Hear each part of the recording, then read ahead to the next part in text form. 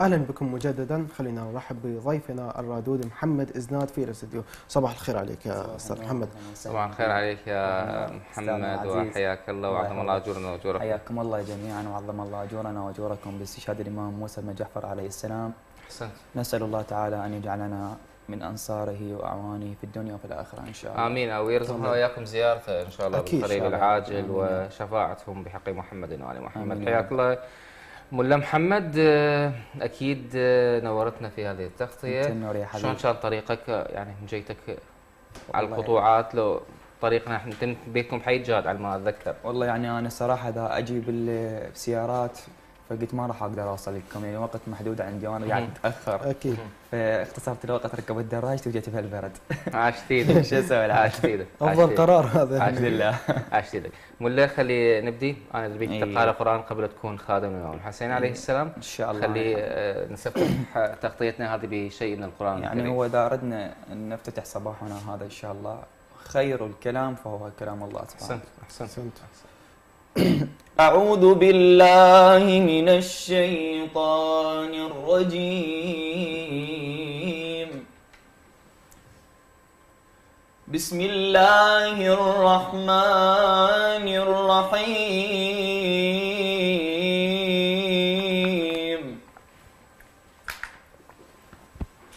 وسارعوا إلى مغفرة من ربكم وجنة عرضها السماوات والأرض أعدت للمتقين.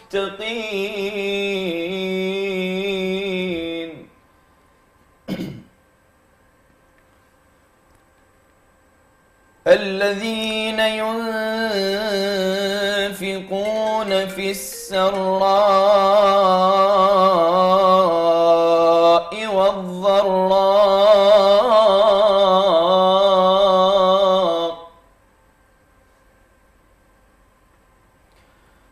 الذين ينفقون في السراء والضراء والكاظمين الغيظ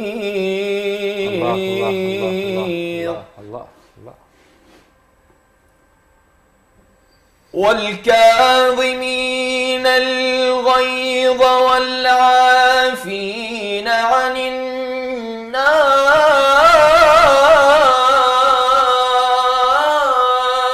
الله.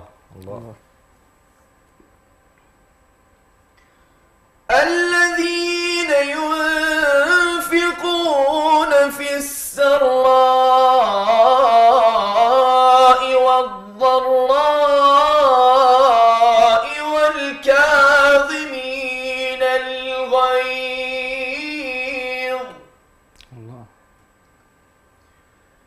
والكاظمين الغيظ والعافين عن الناس والله يحب المحسنين.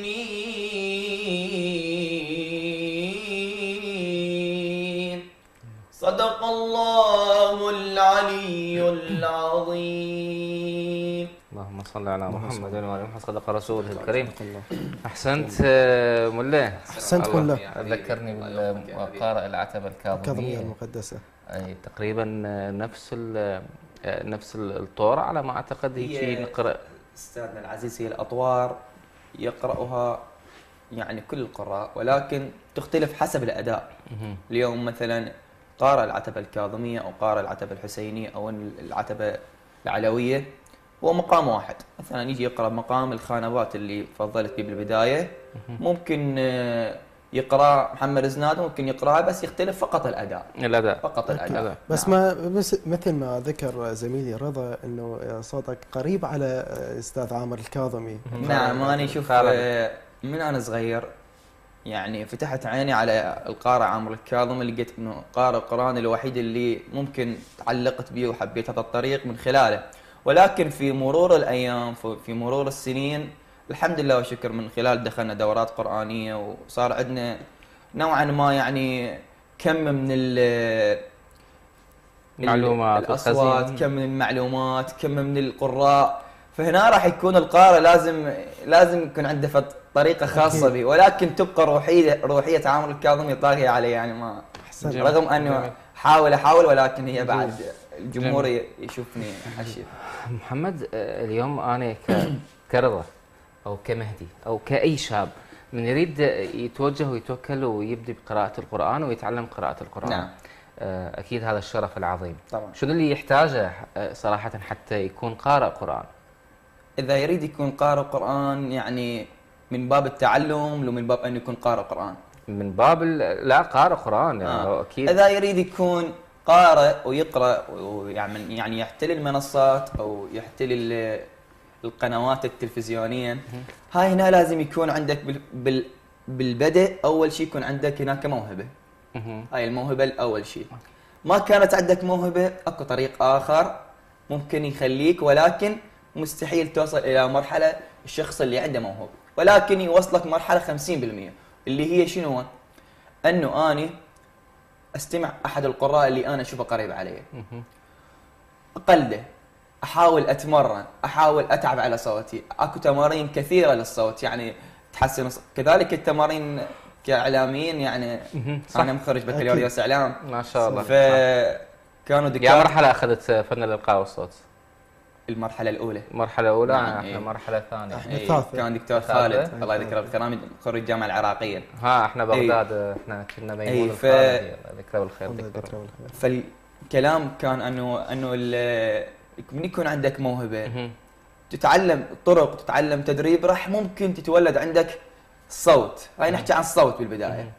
بالنسبه للقارئ القران، اذا يريد يتعلم عن طريق القران، طبعا كثير هسه ما شاء الله، يعني تواصل موجود.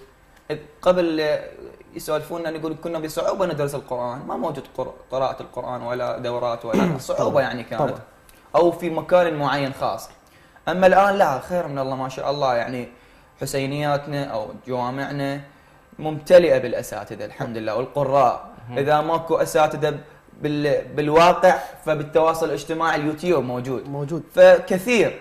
فاول خطوه للقارئ، اول شيء لازم يدخل دوره قرانيه عند استاذ معين. بعدها راح تكون عنده كم من المعلومات. بعد يروح معلومات بشنو محمد؟ بمخارج احكام القران، احكام التلاوه. اكيد احكام القران. طبعا شوف القران الكريم اول ما درسناه كان الاستاذ يقول لنا اكو قاعده تقول ان احكام القران لا تعتمد على الرسم القراني، بل تعتمد على اللفظ القراني. يعني انا من اجي ادرس الملزمه القرانيه، مثلا الادغام لغه ادخال الشيء بالشيء، واصطلاحا التقاء حرف ساكن بحرف متحرك.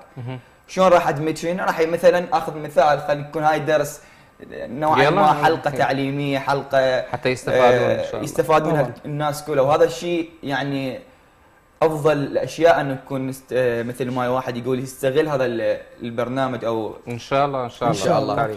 طبعا ناخذ مثال اخر على كلمه من يعمل النون الساكنه. النون الساكنه تجينا في عده حالات، مره تنوين فتح، مره تنوين كسر، مره تنوين ضم. النون الساكنه اذا التقت بحرف متحرك فيدغمان، فتحذف النون الساكنه فيعوض بدلها شنو؟ غنة، اللي هي تكون في الأنف. مثلا من يعمل شو تصير؟ من يعمل. كذلك أشهد أن محمدا رسول الله، ما أقول محمدا، شو أقول؟ محمدا رسول الله. هاي بالأذان مثلا. صح. أو كذلك أشهد أن عليا ولي الله، ما أقول عليا ولي الله، شو أقول؟ أشهد أن عليا ولي الله. فهاي الأحكام أنه موجودة في القرآن. مش موجودة بالقرآن مثلا رحمة للعالمين، مرسومة بالقرآن. زين أنا شلون هنا أطبقها؟ لازم الرسم موجود، وأنا عندي قاعدة تعلمتها بأحكام القرآن، فش أقول أنا؟ رحمة للعالمين. إذا أحكام القرآن لا تعتمد على شنو؟ لا تعتمد على الرسم القرآني المرسوم، تعتمد على اللفظ القرآني. صح.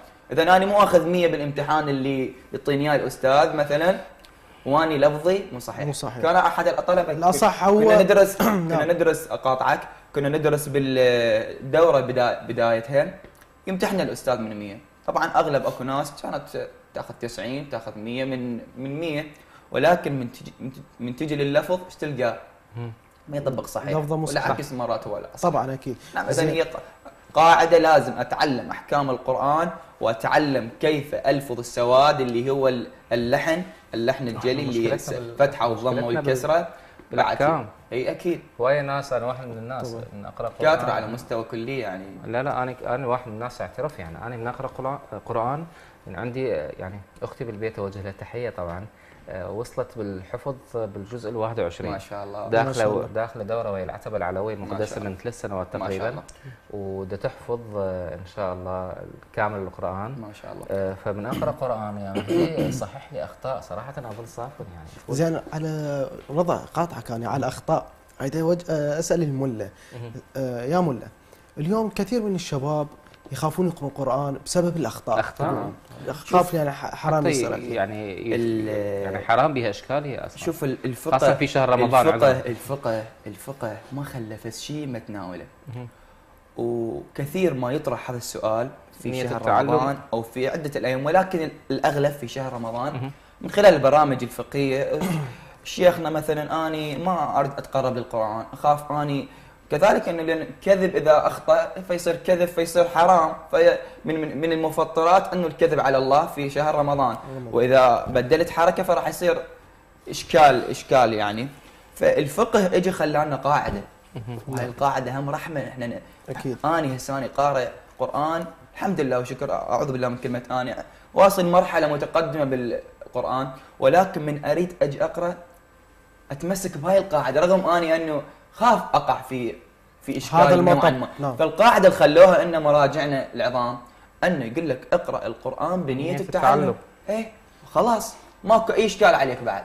انا جاي اقرا بنيه التعلم، وين وقعت في خطا معين او في سواد فهاي القاعده هي اللي تكفيني. يعني اليوم الشخص من يريد يقرا قران بنيه التعلم قبل البدء يكتفي من هذا الموضوع. بالعكس اكيد الاستماع. نسمع شيء مو حسيني لا اريد اسمع قران بس لا مو انا احبك بالقران صراحه حبيبي ومتابعك على التيك توك تنزل حتى ينزل لي شرف يا حبيبي والله لي شرف. الله يسلمك.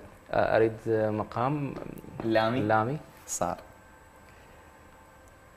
احنا فاجئناه للملا. لا بالفعل هو على تم الاستعداد اكيد.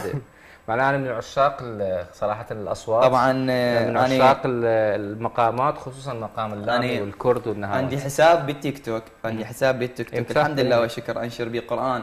فالاغلب التعليقات او اغلب الرسائل اللي توصلني العالم يعني ما اعرف شلون تعشق المقام اللامي. اكيد اللامي الصراحه هو مقام اللامي انه مقام كلش يدخل القلب، ولكن حسب المؤدي اللي يؤديه مرات يعني صح. تسمع من غير مقام ممكن ما كثير من القراء جادوا اللامي وابدعوا به، لكن يحتاج للقارئ يا محمد أكيد. هذه السمه. شوف الروحيه. نعم. من القراء العرب احمد النفيسي من دوله الكويت. نعم. قرأ اللامي. احمد النفيسي اعتقد عنده اصول ما اعرف، عنده الحس العراقي الحزين.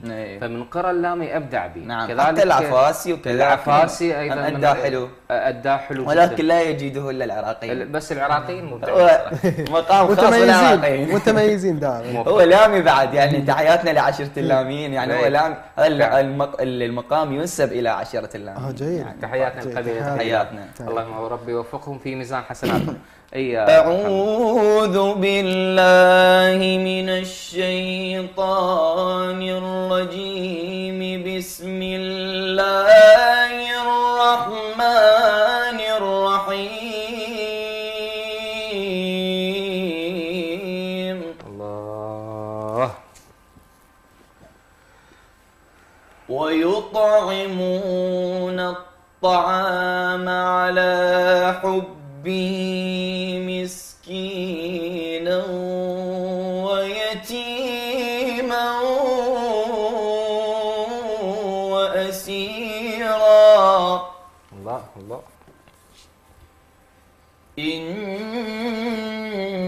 إنما نطعمكم لوجه الله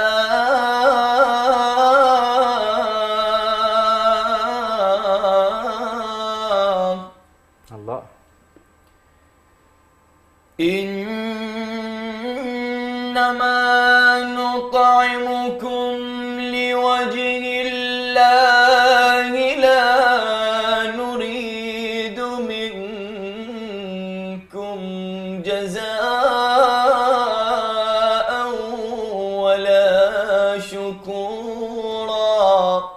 الله.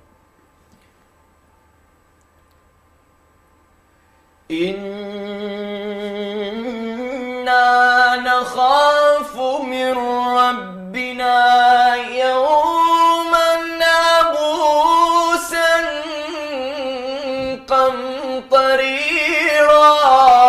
الله. فوقاهم الله شر ذلك اليوم ولقاهم نظرة وسرورا. أعد ملا أعد.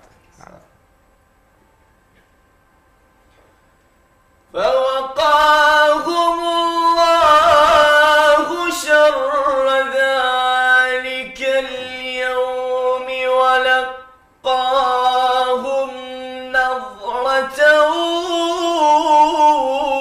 وسرورا. الله. وجزاهم بما صبروا جنة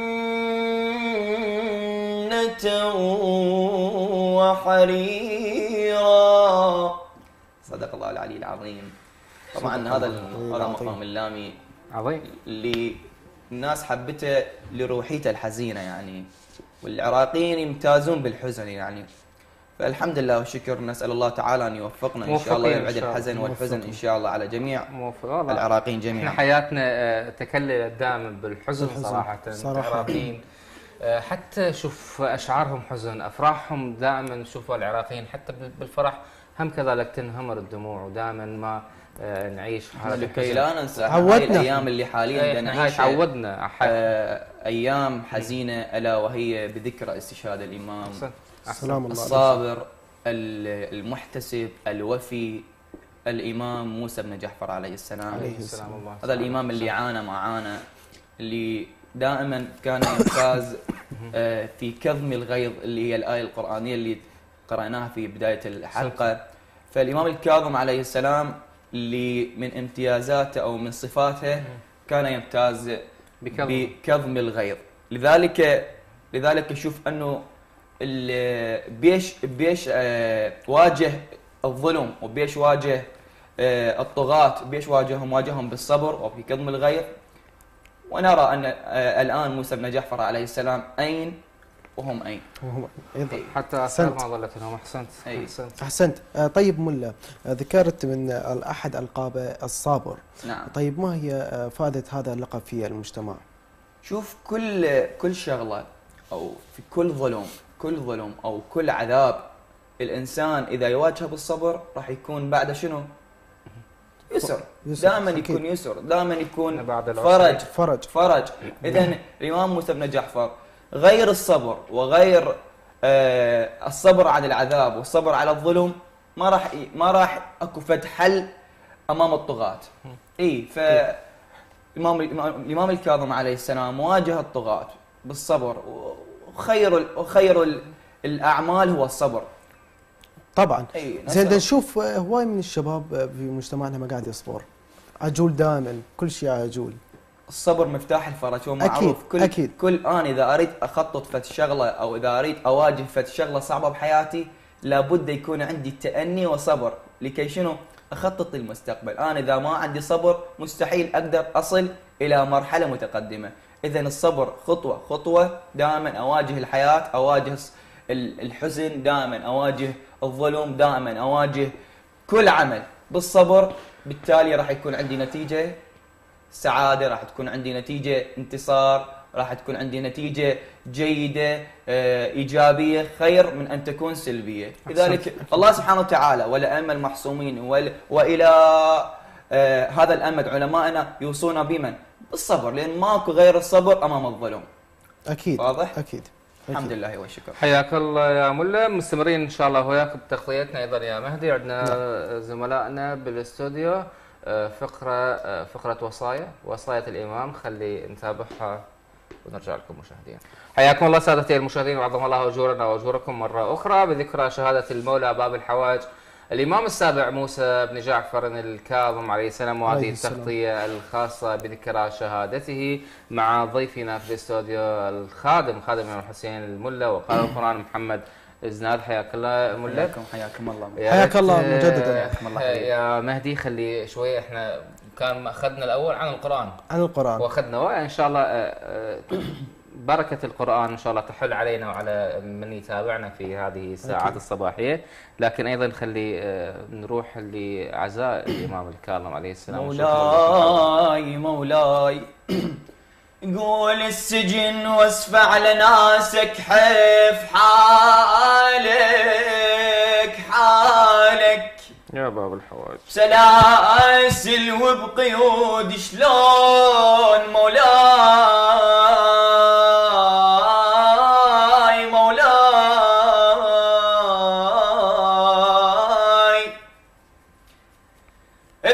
بسلاسل وبقيود شلون حالك، ليل اظلم نهارك صار حالك، شليل 11 بالغاضرية هي شليل 11 بالغاضرية.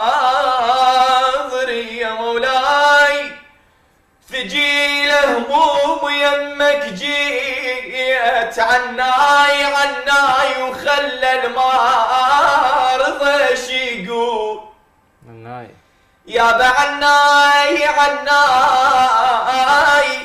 انا الغيرك ابد ما اروح عناي اريد انا حاجتي تحطها بيدي، هي اريد ان حاجتي تحطها بيدي. عن لسان مولاتي السيدة محسومة شو تقول بويا صار الكون بعدك حيل، خالي يا ناس الابو تدرون غالي، اي والله غالي ها يا وابوي بموت تعذبالي حالي راح الجان بحيلي ودلالي، يا راح الجان بحيلي يا ودلالي.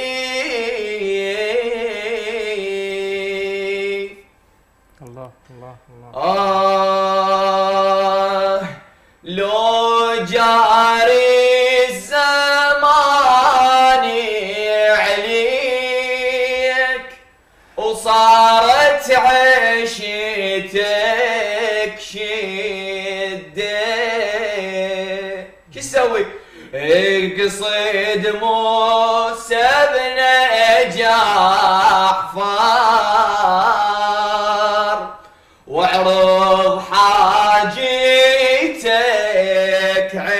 عنده، ما يوم احتنا الطلاب حاجة ومن رد خايب، موسى للحوائج باب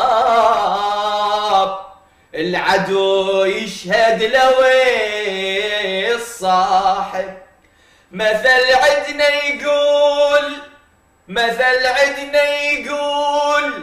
العين ما تعلى على الحاجب، مثل عدنا يقول العين ما تعلى على الحاجب، يا من حالك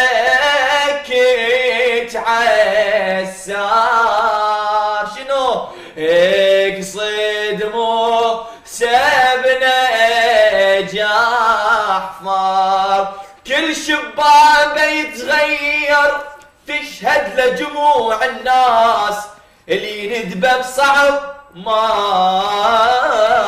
يرد يا مولاي. اللهم صل على على محمد الله يبارك. احسنت ملا. جزاكم الله خير. ملا السؤال الاخير قبل الختام، ان شاء الله. ما هي رسالتك الى الشباب؟